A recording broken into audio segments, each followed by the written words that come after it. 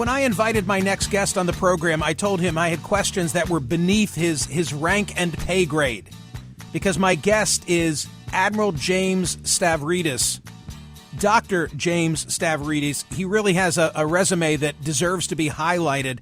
Vice Chair of Global Affairs at the Carlyle Group, Chair of the Board of Trustees of the Rockefeller Foundation, Dean of the Fletcher School of Law and Diplomacy, author of the forthcoming book, To Risk It All. That'll be next spring. We'll talk about it when it comes out. His most current release is called The Sailor's Bookshelf. Most important for our purposes, he's the former Supreme Allied Commander of NATO. Admiral, thank you so much for being here. I really appreciate it.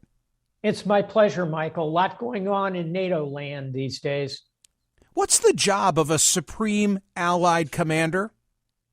Well, first of all, you try to get your wife at home to call you El Supremo. That usually fails.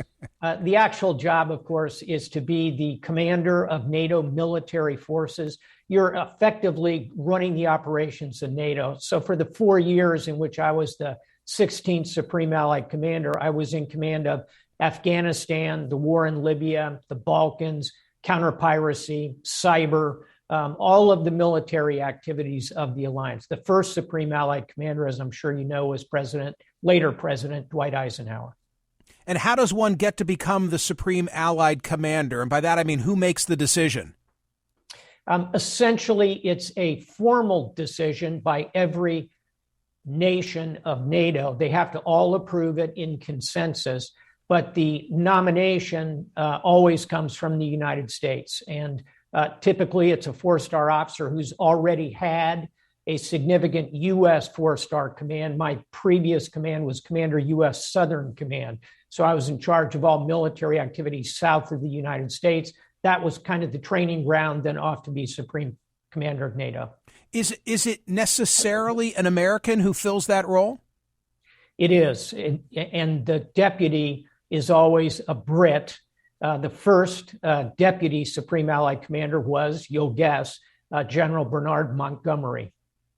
Wow, what a rich history. And so you're based in Brussels during that tenure? That's a good guess. In Brussels is the political center of NATO, the headquarters of NATO, but the Supreme Allied Commander is actually about 40 minutes south at, kind of think of it as the Pentagon of NATO, the military command center. That's in a town called Mons. Wow. Well, congratulations. What a distinguished career you've had. No doubt this week you heard the president refer to the quote unquote minor incursion. I'm paraphrasing, that seemingly would be tolerated if Putin were to move on Ukraine. First of all, what was your gut reaction to what the president had to say on the whole issue of Ukraine this week? I think he did a very good job, except for deploying the phrase minor incursion. And I suspect, like any of us, if you're up there for 2 hours doing a press conference, at some point there are going to be a couple of words you wish you could just reach out into that speech bubble and pull back. I know that would have been my experience. Everybody has cleaned that up, to include the President of the United States. The NATO leadership has, all of our allies, political leaders, Jen Psaki. I think we can put that one in the wake of the ship. Everybody now understands the U.S. position. There's no such thing as a minor incursion. So David Sanger from the New York Times was one of the journalists who elicited the exchange where the president made those comments on Ukraine. And he was a guest on the program, I think yesterday or the day before. I lose track of days. He said it was the quintessential example of the old definition of a gaffe being something that gets said in public. The president, I agree with you, was mistaken to have put that in play publicly, but probably was speaking truthfully. Don't you think that some level of incursion would be tolerated, maybe in the Russian-speaking areas of Ukraine, but certainly not the whole country, not Kyiv?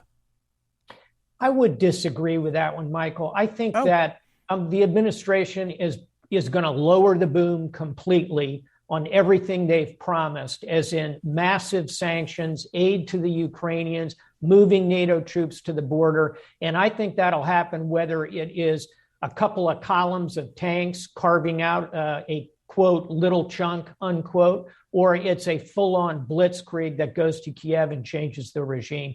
And I base that not on guesses, but on talking to very senior leaders in this administration. I hope Vladimir Putin understands that. Admiral, I'm looking at a map. I'm sure you don't need one, but I just want to be reminded of those NATO allies that already border Ukraine: Poland, Slovakia, Hungary, Romania, 4. I'm not sure if there's a fifth. I don't see a fifth. What are some of the defense calculus of accepting Ukraine similarly into NATO? Well, let's start with a document that I think a lot of people ought to stop and read, and it's only 28 sentences long. It's called the Nato Treaty. It's only got 14 articles, 28 sentences. Google NATO Treaty. It's pretty clear how you get into NATO.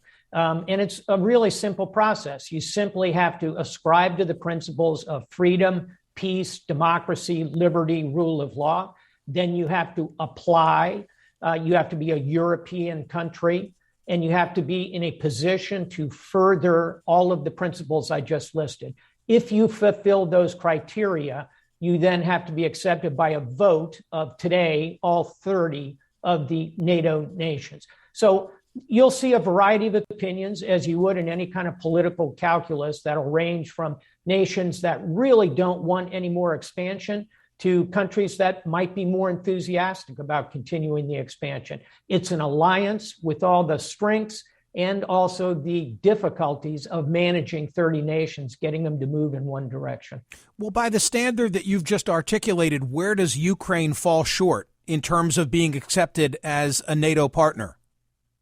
I think in a number of areas, and to their credit, the Ukrainians are working on these areas. But there's still corruption in many elements in Ukraine, well-known fact. There are challenges with rule of law kinds of issues.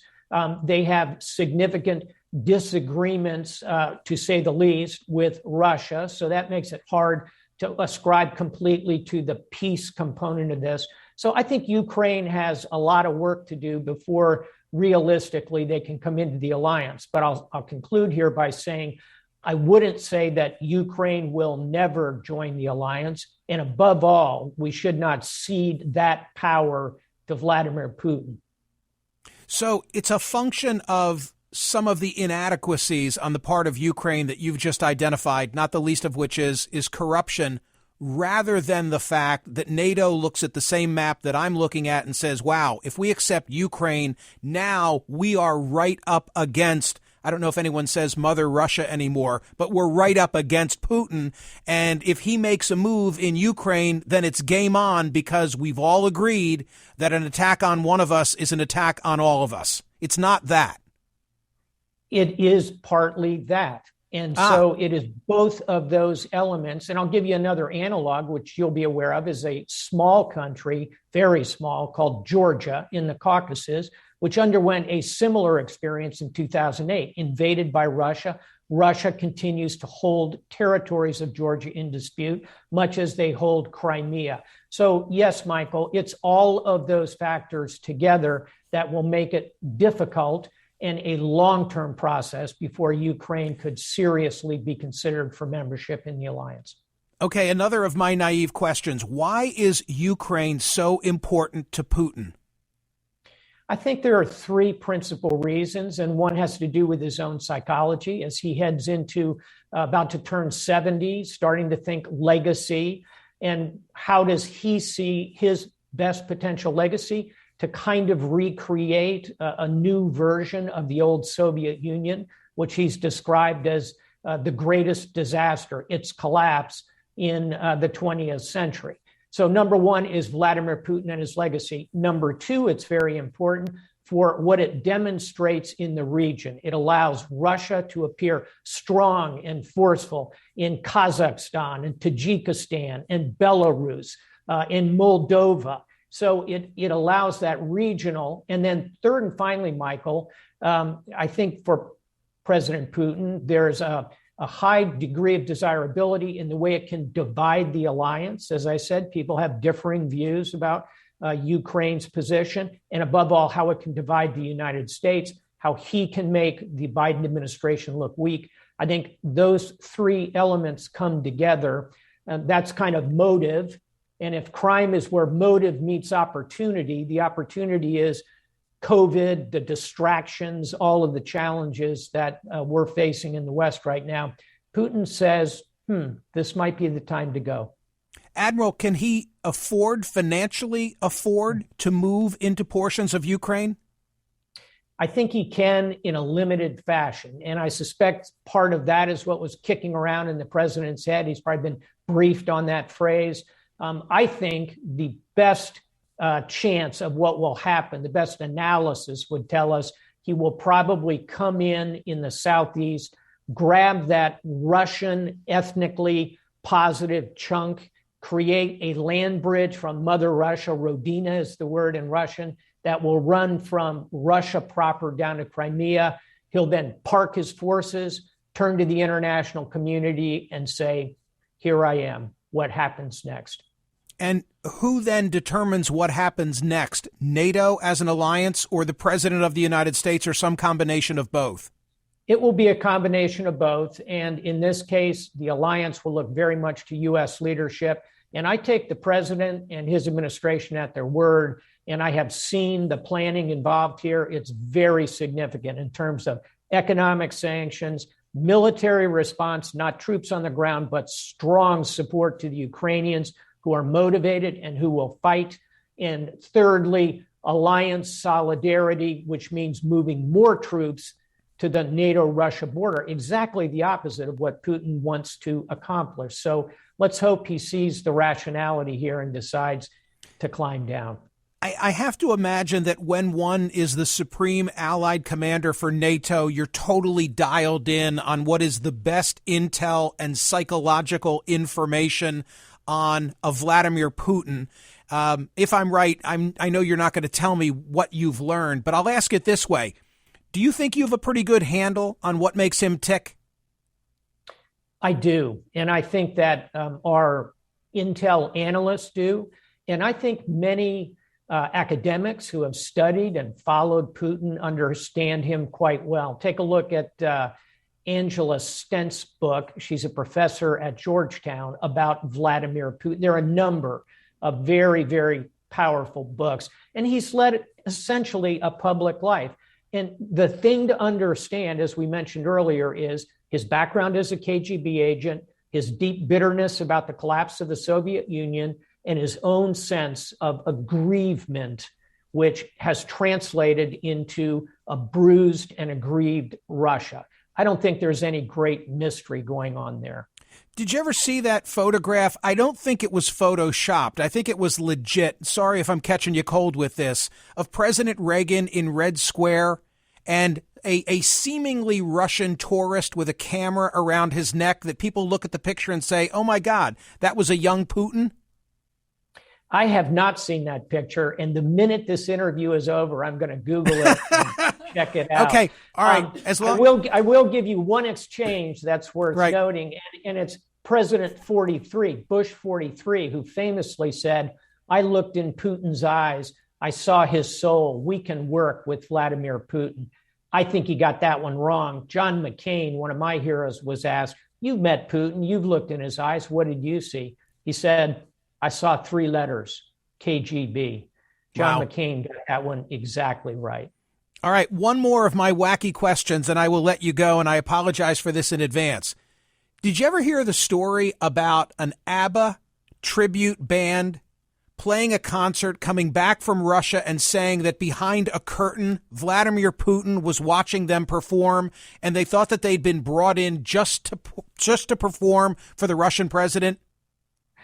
Haven't heard the story. Completely consistent with the psychology of Vladimir Putin.